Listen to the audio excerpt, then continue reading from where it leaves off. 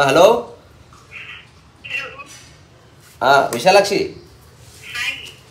చెప్పు విశాలాక్షి, ఎలా ఉంది లైఫ్? ఏం చేస్తున్నావు? ఏం కథ? చాలా రోజులు అయిపోయింది.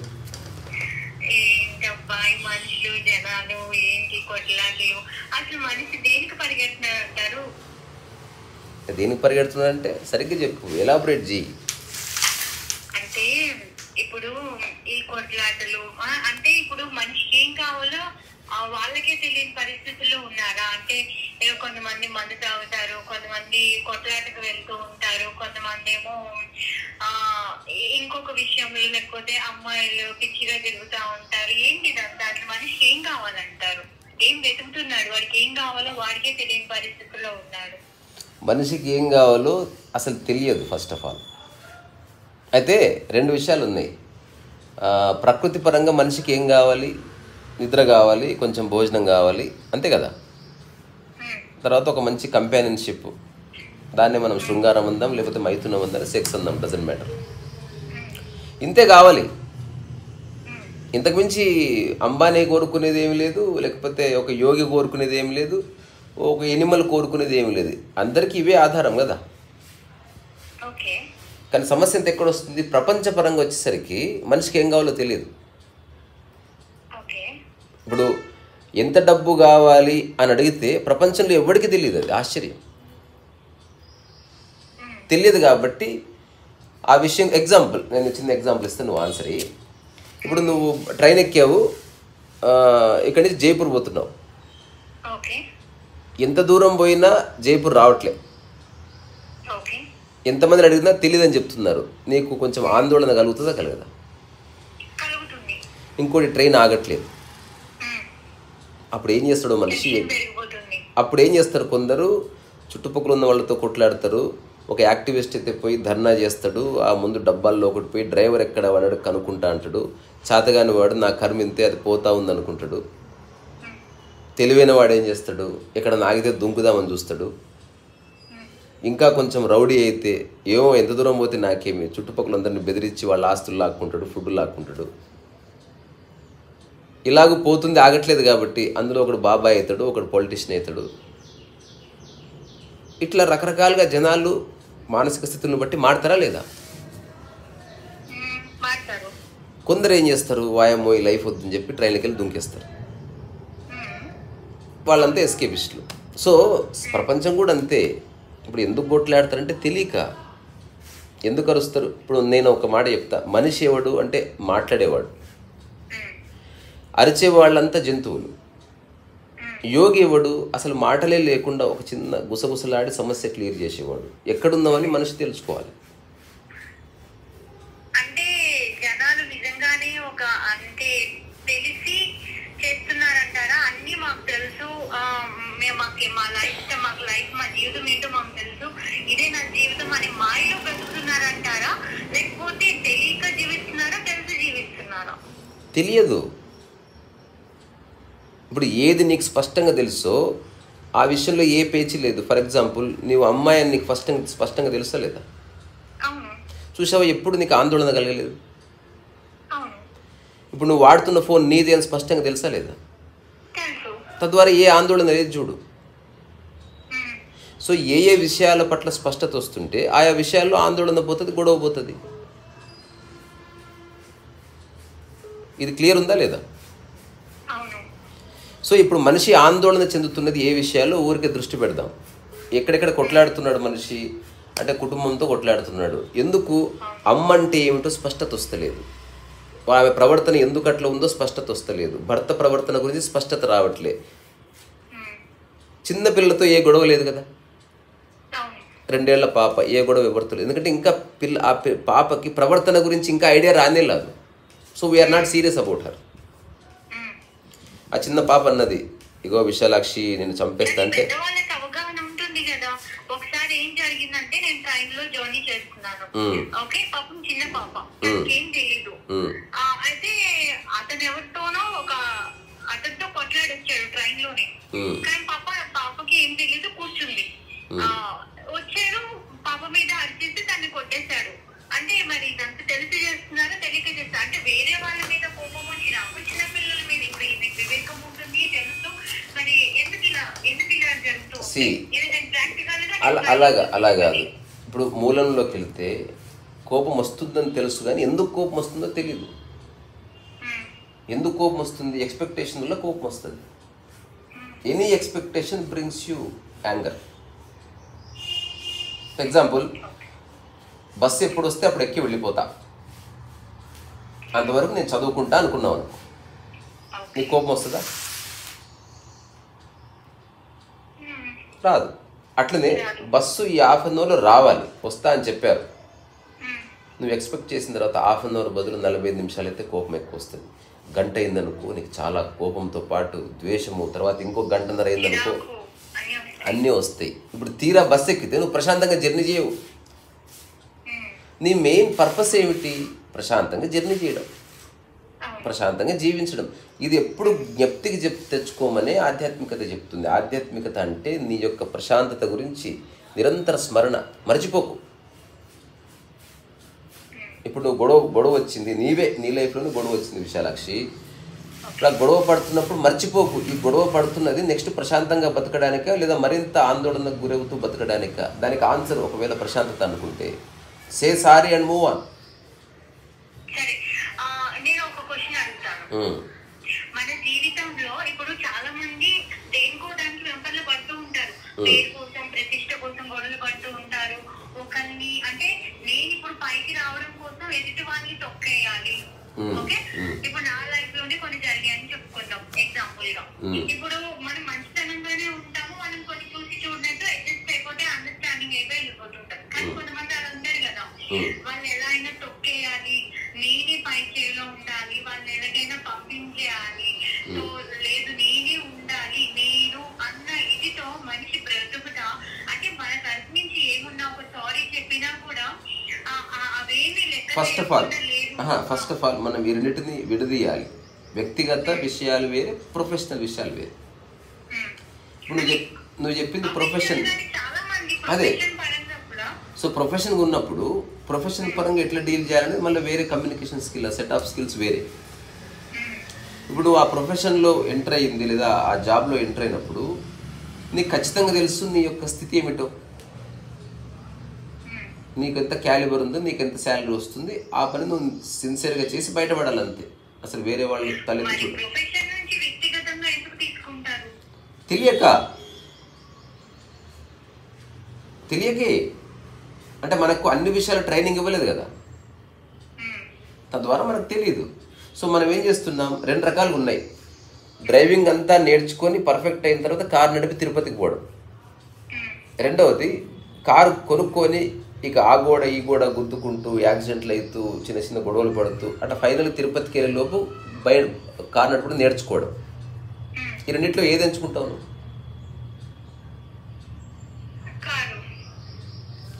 ఏ విధమైన ప్రయాణాన్ని ఎంచుకుంటావు అంటున్నా.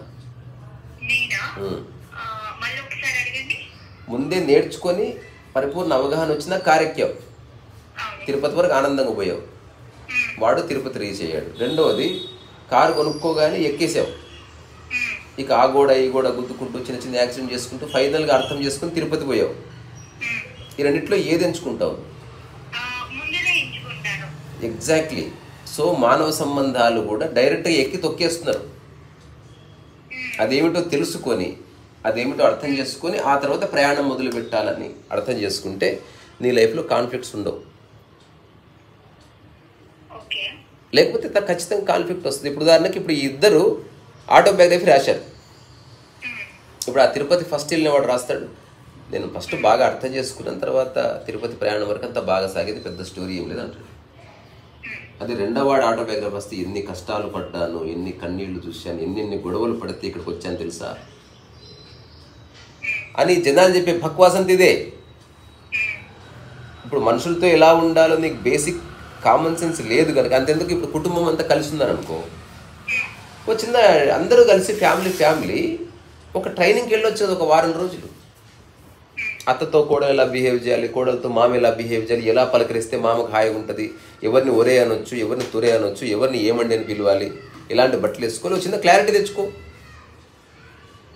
తద్వారా ఫ్యామిలీలోకి ఎంటర్ అయినప్పుడు ఆల్రెడీ అందరూ ప్రిపేర్ అయి ఉన్నారు కనుక తర్వాత పనులు ఎలా విభజించుకోవాలి, డబ్బు విషయంలో ఎవరు తలదూర్చొచ్చు, ఎవరు తలదూర్చకూడదు, ఎవరికన్నా కోపం వస్తే ఎట్లా దాన్ని వ్యక్తపరచాలి, ఇవన్నీ ముందే ప్రాక్టీస్ చేశారనుకో. ఇప్పుడు జీవితకాలం ఆనందంగా గడపడానికి ఓ నెల రోజులు ప్రాక్టీస్ చేస్తే పోయేదేమిటి?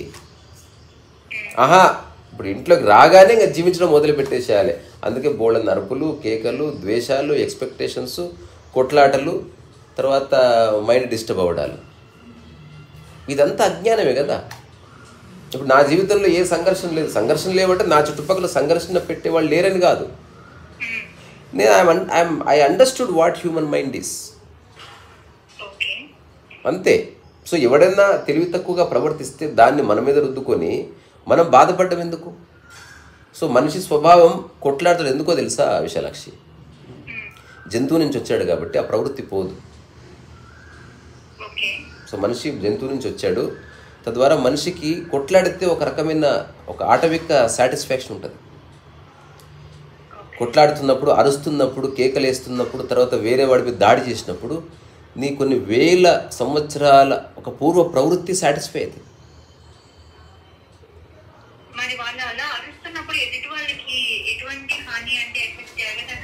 జరుగుతుంది. నేను చెప్తున్నా దట్స్ వాట్ హ్యూమన్ డస్. ఇప్పుడు కుటుంబ సభ్యులు లేకపోతే ఫ్రెండ్స్ ఎందుకు కొట్లాడతారు? ఇప్పుడు గుసగుసలాడి ఎంత పెద్ద సమస్యలైనా క్లియర్ చేసుకోవచ్చు. ఇప్పుడు రెండు దేశాల మధ్య యుద్ధాలు ఆపినప్పుడు ఇద్దరు విదేశాంగ మంత్రులు కలుస్తారు, అరుచుకుంటారు. ఏమన్నా కూర్చొని మాట్లాడుకుంటారు. అవగాహన ఉన్నవాడు మాట్లాడతాడు, అవగాహన లేనివాడు అరుస్తాడు, కరుస్తాడు, బరుకుతాడు, ఏమో చేస్తాడు. చేయలేవు, నువ్వు మారు. ఇప్పుడు నేనే వచ్చి నీ మీద అడ్డగోలు అరిచాను, నిశ్శబ్దంగా ఉండు. ఇప్పుడు కాకపోతే సాయంత్రానికి కాకపోతే రేపటికో ప్రశాంతంగా అవుతాడు కదా. అప్పుడు వచ్చి దగ్గరికి వెళ్ళి చెప్పులు చిన్న స్లిప్ పంపించు, బాబు ప్రశాంతంగా మాట్లాడే ఉద్దేశం ఉంటే మాట్లాడతా, లేకపోతే నాకు నీ మీద ఏం కోపం లేదు, ద్వేషం లేదు, నీ గురించి నేను ఎవరికి ఏమి చెప్పను. ఇది ఇలా అయితే ఓకే, మంచి కాఫీ తాగుతూ మాట్లాడుకుందాం, చేయొచ్చు కదా. దేర్ ఈజ్ ఎ వే. అంటే గోటితో పోయేదానికి గుడ్డల వరకు పోవడం, ఇట్లా కాలుతో ఇట్లా తంతే పడిపోయే గోడ కోసం పెద్ద పెద్ద ప్రొక్లైనర్లు, బుల్డోజర్లు బుక్ చేయడం, ఇదంతా అజ్ఞానమే. ఒక చిన్న సారీ చెప్తే సాల్వ్ అయ్యే ఇష్యూస్కి విడాకులు దాకా పోవడం. ఇప్పుడు అన్నకు నాకంటే 2 గజాలు ఎక్కువ ప్లేస్ వచ్చిందని అమ్మని, నాన్నని, ఆస్తుల్ని అడ్డగోలుగా పంచుకొని కొట్లాడుకోవడం, జీవితకాలం వైరాలు పెంచుకోవడం, అంతా మనదే కదా అనుకున్నప్పుడు ఏ సమస్య చెప్పు? ఆ భావన పోయింది కాబట్టి, నాది అనే భావన బలపడ్డది కాబట్టి మనిషి ఉన్న చోట గొడవ ఖచ్చితంగా ఉంటుంది. ఇంకా నేను ఒక స్టేట్మెంట్ నా ఇంట్లో రాసుకుందాం అనుకున్న, ఇప్పుడు హరిపురంలో నేను మైథిలి ఒక ఇల్లు తయారు చేసుకున్నాం. అందులో 2 స్టేట్మెంట్స్ నేను ఈసారి రాస్తా పెద్ద పెద్ద. ఒకటి, చెప్పులతో పాటు నీ మనస్సును వదిలేసిరా బయట, లేదా చెప్పులతో పాటు నీ ఆలోచనలు వదిలేసిరా. ఇదొకటి. అంటే ఇప్పుడు నా గదిలో అదే జరుగుతుంది. రెండవది, మనిషివైతే మాట్లాడు, గుసగుసలాడు కానీ అరవకు. ఇదొకటి. మూడవది, వయసు మర్చిపోయి చిన్నపిల్లల్లాగా జీవిద్దాం. చిన్నపిల్లలు ఆడుకుంటున్నప్పుడు తప్పులు ఉండవు, చూసావు? కక్షలు, కుట్రలు, కుతంత్రాలు ఎందుకుంటావు? ఎందుకంటే ఇంకా ఈగో అక్కడ ఎస్టాబ్లిష్ కాలే, నేను అన్న భావన ఎస్టాబ్లిష్ కాలే. సో నేను అన్న భావన మర్చిపోతేనే నీ జీవితంలో సంఘర్షణ పోతుంది, లేదా సంఘర్షణ ఖచ్చితంగా ఉంటుంది. ఎందుకంటే నేను, నా ఆలోచన, నా బట్టలు, నా ఇల్లు, నా అందము, ఇట్లా ఎన్ని నాలు పెట్టుకున్నావు. ఎగ్జాంపుల్, నా అందం అని ఫిక్స్ అయినావు అనుకో విశాలాక్షి, నీకు ఐబ్రోస్ అంత బాగాలేవు అనగానే కోపం వచ్చేస్తుంది. ఎవరన్నా అదే దాన్ని పొగిడారనుకో ఆనందం వస్తుంది. ఈ 2 తప్పు స్థితులే. ఈ 2 వద్దు. నీవెవరో నీకు తెలిసిపోయింది, బాధ కథం. ఇప్పుడు 100 మంది వచ్చి విశాలాక్షి అందంగా లేదన్నా, 1000 మంది వచ్చి విశాలాక్షి పరమ సౌందర్యవతి అన్నా కూడా నువ్వు చెల్లించడం లేదు. అందరు అడిగారు, ఏమమ్మా ఇంతమంది మెచ్చుకుంటున్నారు, ఏమన్నావు ఎందుకు? అగో 100 మంది నిన్ను బాలేమంటున్నారు, నువ్వు ఎందుకు ఏం స్పందించడంటే, నా అందం ఏమిటో నాకు తెలిసిపోయిందండి, వేరే వాళ్ళని ఆధారం చేసుకుని నేను నమ్మను అని చెప్తావు. So this is the beginning of enlightenment. You have realised what you are. నీవేమిటో నీకు స్పష్టంగా తెలిసింది కనుక నీకు ఎవరితో ఏ పేచి లేదు. చిన్న ఎగ్జాంపుల్, నీ ఇంటి బౌండరీ ఏమిటో నీకు తెలిసింది కనుక పక్కింటి వాళ్ళతో పేచి లేదు. ఇప్పుడు నువ్వు ట్రైన్ టికెట్ తీసుకుని ఎక్కుతావు, నీ సీట్ ఏదో నీకు తెలిసిపోయింది కనుక ట్రైన్లో ఉన్న ఎవరితోనూ గొడవ లేదు. థియేటర్కి వెళ్తే నీ సీట్ నెంబర్ నీకు తెలిసింది కనుక ఏ గొడవ లేదు. మీ ఇంట్లో నీ బట్టలు ఏవో నీకు తెలుసు కనుక ఏ గొడవ లేదు. నీ ఫోన్ ఏదో నీకు తెలుసు కనుక ఏ గొడవ లేదు. ఇంకా స్పెసిఫిక్గా నీ నెంబర్ ఏదో నీకు తెలుసు కనుక ఎన్నిసార్లు ఛార్జింగ్ చేసినా నీ దానికి వస్తుందని క్లారిటీ ఉంది కనుక ఏ గొడవ లేదు. కానీ మిగతా ఏ విషయాల్లో క్లారిటీ లేదో ఆయా విషయాల్లోనే గొడవలు అవుతుందని గుర్తించి ఒక్కొక్క విషయాన్ని క్లియర్ చేస్తురా. అప్పుడు ఏ గొడవ ఉండదు. వేరే వాళ్ళు గొడవ పడ్డొద్దని చెప్పే రైట్ మనకు లేదు. వాడి నోరు వాడిష్టం. వాడి జీవితం అలాగే ఆందోళన చెందుతూ మరణించాలని వాడు అనుకుంటే సావనే. మనం ప్రశాంతంగా ఉందామా లేదా అనేది నా పాయింట్. నేనైతే నిర్ణయించుకున్నా, నా పక్కన ఎంత దుర్మార్గులు ఉన్నా నేను తలెత్తి కూడా వాళ్ళని చూడను, వాళ్ళ నుంచి ఏమీ ఆశించను. తద్వారా గొడవ రావట్లేదు నాకు. నేను చెక్ చేసి చూసిన. నువ్వు జస్ట్ ఎక్స్పెక్ట్ చేయడం మాని. వాళ్ళే మెల్లమెల్లగా బయట దుర్మార్గులుగా ఉండి నాతో చాలా సాఫ్ట్గా ప్రవర్తించి వెళ్తారు అందరు. ఎందుకు? ఒక సెటిల్ అయిన మైండ్ని, దానికి ఉన్న శక్తిని ఎదుటి వ్యక్తి గుర్తిస్తాడు. ఇదేమో అద్భుతం కాదు, ప్రతి ఒక్కరిలోనూ ఉంది అది. ఇదేమి ఒక మహర్షికో లేకపోతే భగవాన్కో ఒక బాబాకు సొంతమైన విషయం కాదు. ప్రతి మనిషి ప్రశాంత స్థితిలో బతకాలి.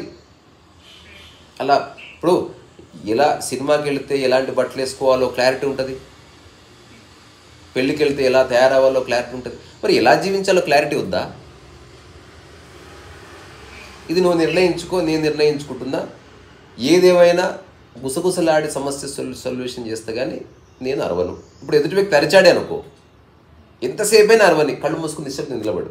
వీళ్ళతో చిన్న పేపర్ మీద రాసి పట్టుకో, నేను అరుస్తున్న వాళ్ళని నేను మాట్లాడు, నువ్వు అరువు హాయిగా పూర్తి ప్రశాంతంగా అయిన తర్వాత నేను మాట్లాడతాను. నాకు నువ్వంటే పరిపూర్ణ గౌరవం, నీ ఆత్మకు నమస్కారం.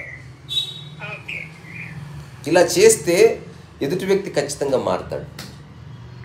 టైం పట్టవచ్చు, బట్ వచ్చింది తర్వాత. ఇంకొకటి అత్యంత ముఖ్యమైనది, ఎవరైతే వారి వారి పనులు వారే చేసుకుంటారో అట్లాంటి వాళ్ళకి ఏ గొడవలు ఉండవు. ఇప్పుడు నీ వంట నువ్వు చేసుకో, అవకాశం ఉంటే ఎవరైనా చేసి పెట్టారు తిను, పేర్లు పెట్టకు, గొడవ ఎందుకు అవుతుంది? నీ బట్టలు నువ్వే ఇస్త్రీ చేసుకో, నీ బట్టలు నువ్వే ఉతుక్కో. ఎవరైనా చేసి పెట్టారు, సరిగ్గా ఉతక్కపోయినా ఏమి అనకు.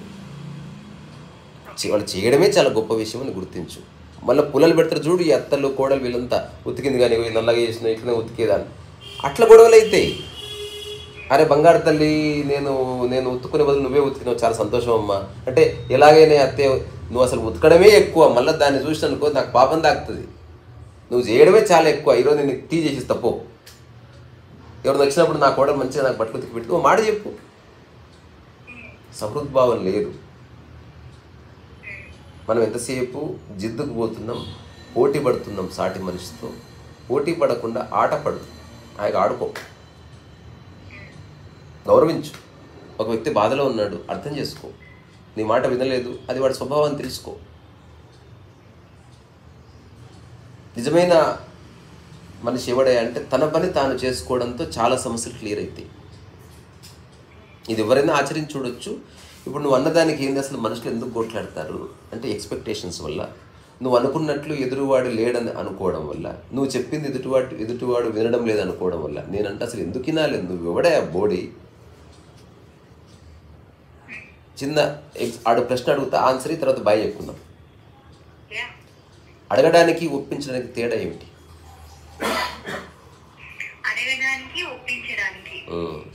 నేను చెప్తున్న దానికి ఇంకో కొనసాగింపు. అడగడం వల్ల ఏ సమస్యలు రావు, ఒప్పించడంతోనే సమస్యలు మొదలవుతాయి. ఇంతే. సో మనిషి ఎవడు? అడిగేవాడు. మూర్ఖుడెవడు? ఒప్పించేవాడు. ఇప్పుడు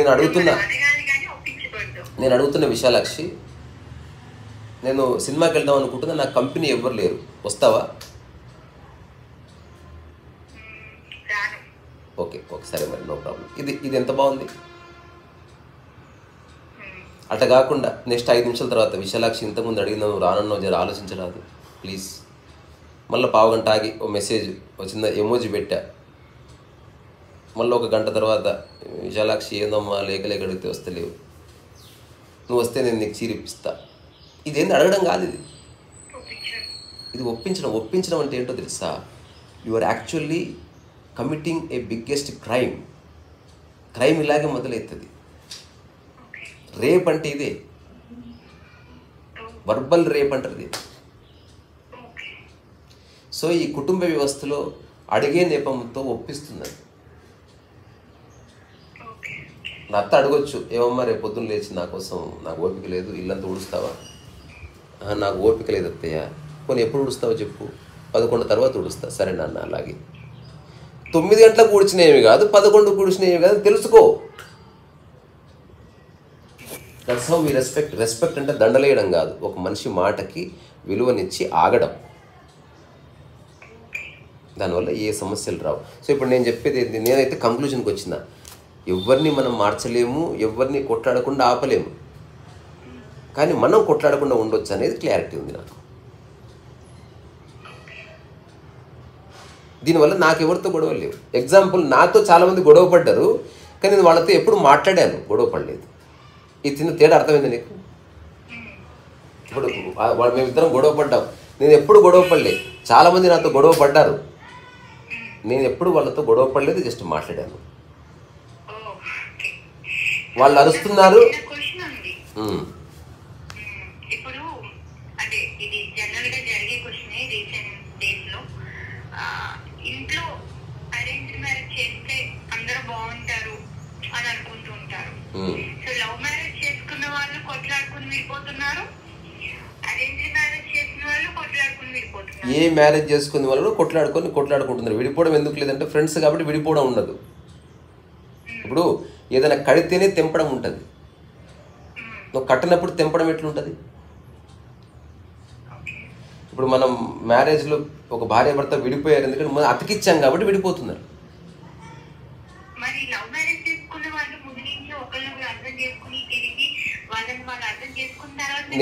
ఇది చాలా ఎవరు అర్థం చేసుకోరు. అర్థం చేసుకోవాల్సింది నిన్ను నువ్వే. ఎదుటి వ్యక్తి ఎలాగున్నా అంగీకరించు, లేదా వాడితో ఉండకు. నేను ఒక చిన్న స్టేట్మెంట్ ఇచ్చి బాయ్ చెప్తా, పనుంది. లవ్ మ్యారేజ్ చేసుకోవద్దు, లవ్ని మ్యారేజ్ చేసుకో.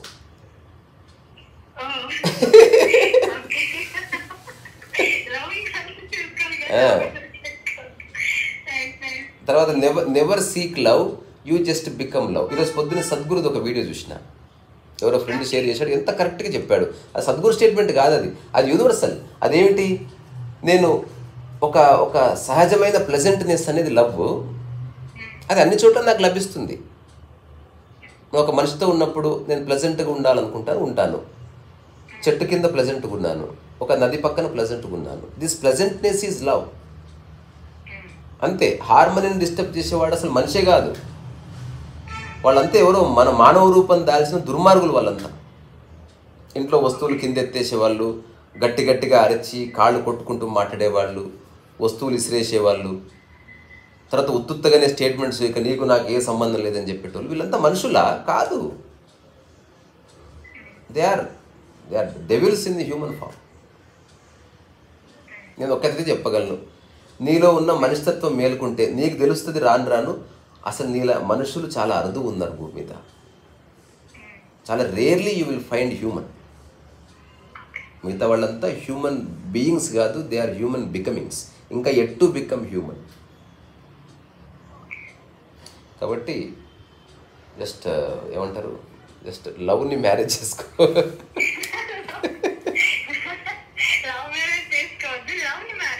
అంతే, మ్యారేజ్ చేసుకోవద్దు, లవ్ మ్యారేజ్ చేసుకోవద్దు.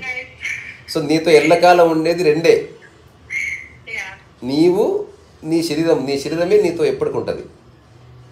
దాన్ని లవ్ చేయి, దాన్ని వేరే వాళ్ళు లవ్ చేయాలని కోరుకో, చేస్తే వాడు అదృష్టం. రెండవది నీ క్రియేటివిటీ, అదొక్కటి నీది, ఇక ఎవరు దాన్ని దోచుకోలేరు. కానీ దాన్ని వేరేవాడు మెచ్చుకోవాలని దానికి అప్రిషియేట్ చేయాలని కోరుకో. అలా కోరుకోవడంతో అది అందమంతా పోతుంది. నీ ప్రశాంతత ఎవ్వరూ నీ నుంచి లాగేసుకోలేరు. ఎలాంటి సందర్భంలో అయినా ప్రశాంతంగా ఉంటా, అన్కండిషనల్గా ఉండాలి ప్రశాంతత. ఇలా ఉంటేనే ప్రశాంతంగా ఉంటా అన్నవా ఇరుక్కుపోయినావు. నేను ప్రశాంతంగా ఉంటా అబ్బా, ఎలా ఉంటే ఏమి, ఎవరు ఎలా ఉంటే ఏమి, కళ్ళు మూసుకొని కూర్చో, అటు దిక్కు గోడ దిక్కు తిరిగి భోజనం చేసి కళ్ళు మూసుకొని కూర్చో. నీ పనిలో నువ్వు ఉన్నప్పుడు చుట్టుపక్కల వాతావరణం అంతా ప్రశాంతంగా మారుతుంది. కాకపోతే మనిషికి ఏ పని లేదు కాబట్టి గొడవలు పడడానికి కాస్త ఉత్సుకత చూపిస్తాడు. ఎందుకంటే నోటి తీటంతా తీర్చుకోవాలి కదా. రెండోది, ఆఫీస్లో బాస్ మీద అంటే ముడ్డు మీద దంతారు, పక్కింటి అంటే ముడ్డు మీద దంతారు. అందుకని వీడి ప్రతాపం అంతా ఇంట్లో చూపించాలి. ఇట్లాంటి విధవంతో మనకు ఎందుకు చూడదు. నిజమైన హ్యూమన్ బీయింగ్ సమాజంలో ఉన్నారు. అలాంటి వాళ్ళని స్నేహితులు చేసుకుంటే అసలు జీవితంలో సమస్యలే ఉండవు. ఒక ఆడది కష్టపడుతుందంటే కారణం సరైన భర్త దొరకనప్పుడు లైఫ్ అంతా కష్టమే కదా. నిజానికి ఆమె కష్టం అనవసరంగా పడుతుంది. ఫస్ట్ ఒక 1 or 2 months చూసి నువ్వు నాకు రైట్ పర్సన్ కాదు, దొబ్బే ఇక్కడి నుంచి, నేను వెళ్ళిపోతున్న టాటా బాయ్, లైఫ్ అంతా నీకు సర్వీస్ చేయడానికి లేదురా బాబు, నాకు కూడా వేరే లైఫ్ నుంచి వచ్చింది, నీకు వంట వండి పెట్టే మిషన్ కాదు నేను అని స్పష్టంగా చెప్పగలిగే మహిళలు కావాలి. అట్లాగే ఆడవాళ్ళు బంగారం గురించి, చీరల గురించి, కుటుంబ విషయాలు భర్తకు చెప్తే, చూడు తల్లి, ఇది నా వృత్తి కాదు, మనం కలిసి ఉండడానికి పెళ్లి చేసుకున్నాం కానీ కలిసి పీకలాడడానికి కాదు. సో నెక్స్ట్ మన ఇద్దరం కలిస్తే ఏ విషయాలు చెప్పకు, నీ సమస్యలు నువ్వే క్లియర్ చేసుకో. నువ్వు మా అమ్మతో కొట్లాడినా నేను మా అమ్మతో కొట్లాడను, నీ కొట్లాట నా కొట్లాట కాదని స్పష్టంగా 2 సార్లు 3 సార్లు 5 సార్లు చెప్పినావు అనుకో, 6వ సారి ఒక అఫిడవిట్ రాసి గోడ కతికి పెద్దగా, దీన్ని బ్రేక్ చేస్తే టాటా బాయ్ బాయ్, నా జీవితం నాకుంది, నిన్ను పెళ్లి చేసుకోకముందే నీ 25 ఏళ్ళు బతికా భూమి మీద, నువ్వు మధ్యలో వచ్చావు కాబట్టి టాటా బాయ్ బాయ్. ఈ భూమి మీద ప్రతి మనిషికి ఉన్న ఏకైక ప్రత్యక్ష సంబంధము, సత్య ప్రమాణం మదర్ ఒక్కతే. మదర్ అనేది ఇల్లాజికల్. అమ్మ చదువుకోకపోయినా, అమ్మ చెప్పింది కాస్త తెలివి తక్కువ ఉన్నా అక్కడ వాదులాడకుండా సరేలే అమ్మా ఎట్లో అట్లా అని చెప్పేసి బయటకు వచ్చేసేయాలి. అమ్మ దగ్గర మన జ్ఞానాన్ని చూపించొద్దు. అమ్మ లేకపోతే నువ్వు లేవు. డాడీ కోబి గోలిమార్, ఇది నా అండర్స్టాండింగ్. అమ్మ విషయంలో నేను లాజిక్లో మాట్లాడను. నేను చేసే పెయింటింగ్ మా అమ్మ బాగాలేదని నేను ఫీల్ అవ్వను. సో తల్లి కొడుకుల మధ్యన ఆ మాత్రం వర్బల్ ఎక్స్చేంజ్, మిగతా అందరి దగ్గర క్లియర్గా ఉండవలసింది. ఇది నాది, అది నీది, నువ్వు నా జోన్లోకి రాకు, నేను నీ జోన్లోకి రాను, నేను నీకు రూపాయి ఇస్తే నువ్వు నాకు రూపాయి, ఇట్లాంటి విషయాల్లో క్లారిటీ ఉంటే అందరితో మానవ సంబంధాలు బాగుంటాయి. మనం ఓవర్ ఫ్రెండ్షిప్ చేసి ఏదో చేసామనుకో, we miss the point. So ఇంతే నేను చెప్పాలనుకున్నది. నువ్వు ఏదైనా కంక్లూడింగ్ ఒక స్టేట్మెంట్ చెప్తే చెప్పు, ముగిద్దాం. What did you understand?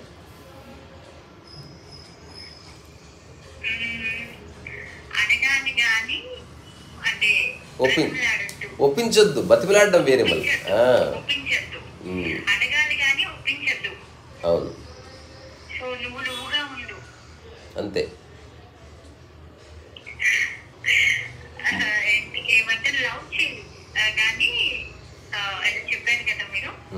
అదే లవ్ని మ్యారేజ్ చేసుకో అని చెప్పి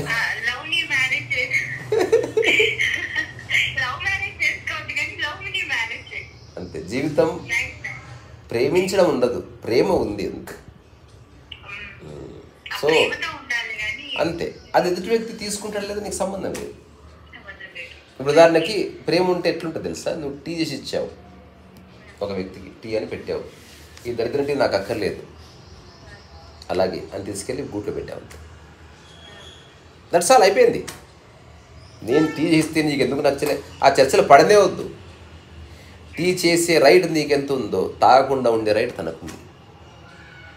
రెండవది, మంచిగా ప్రవర్తించడం నీ స్వభావము, పిచ్చి పిచ్చిగా బిహేవ్ చేయడం ఎదుటి వ్యక్తి స్వభావం తెలుసుకుని రిలాక్స్ ఉండు. తద్వారా ఎవడెట్లా కొట్లాడినా నీ లైఫ్లో నువ్వు కొట్లాడవు ఎవరితో. నేను మళ్ళీ చెప్తున్నా, ఎదుటి వ్యక్తి వినే వాళ్ళకి అర్థమవుతుందో కాదు నాకు తెలియదు. నాతో చాలామంది గొడవ పడుతున్నారు, బట్ నేను ఏనాడు గొడవ పడలేదు. ఇది అర్థమైతే ఇంకంత అర్థమైనట్టు. నువ్వు నా మీద బురద జల్లొచ్చు,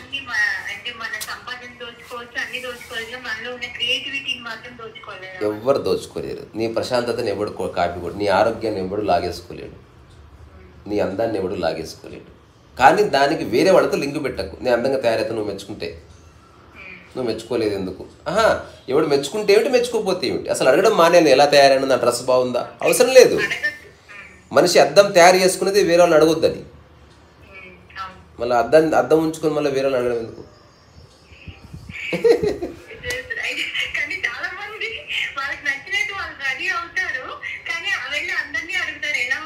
వచ్చా, ఎలా రెడీ అయ్యాను, ఈ నగలు ఎలా ఉన్నాయి ఖచ్చితంగా అడుగుతారు. మా ఊర్లో ఒక ఆమె అయితే ఏ ఫంక్షన్కి పోయినా ఫంక్షన్కి పోయేలోపే నేను ఫంక్షన్కి పోను ఎక్కడికి పోను ఇంట్లోకి వెళ్ళిపోయింది. దానికి కారణం ఏంటి, మంచిగా తయారవుతుంది.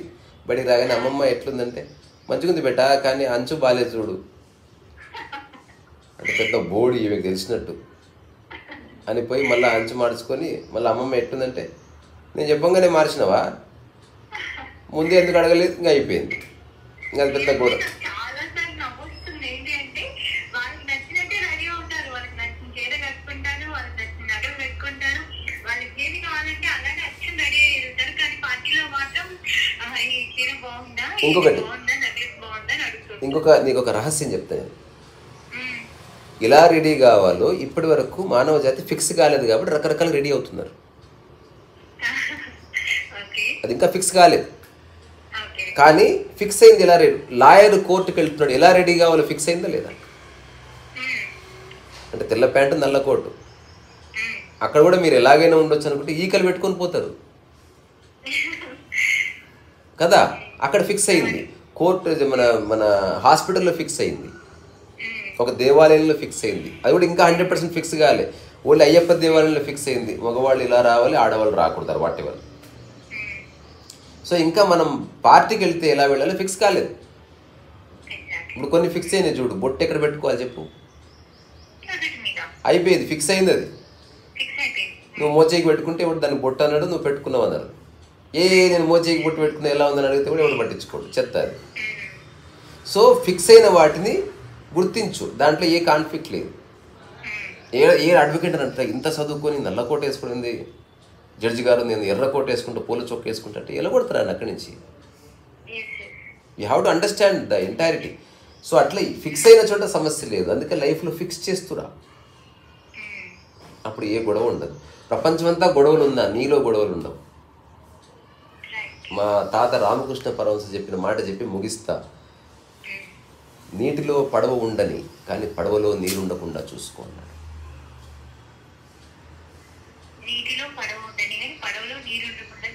మునిగిపోతాం. రెండవది, సంసారంలో నీ ఉండు కానీ నీలో ఏ సంసారం లేకుండా చూసుకో అన్నాడు. Exactly that's what I'm doing. నేను ప్రపంచంలో ఉంటున్నా కానీ ప్రపంచం నాలో లేదు. ఈ ఈర్ష్యల మధ్య ద్వేషాల మధ్య నేను ఉంటున్నా కానీ నాలో ఏ ఈర్ష్య ద్వేషాలు లేవు. ఇంతే, ఇంతకుమించి ఏం లేదు. సరే మరి మళ్ళీ మాట్లాడుకుందాం, ఉంటాను.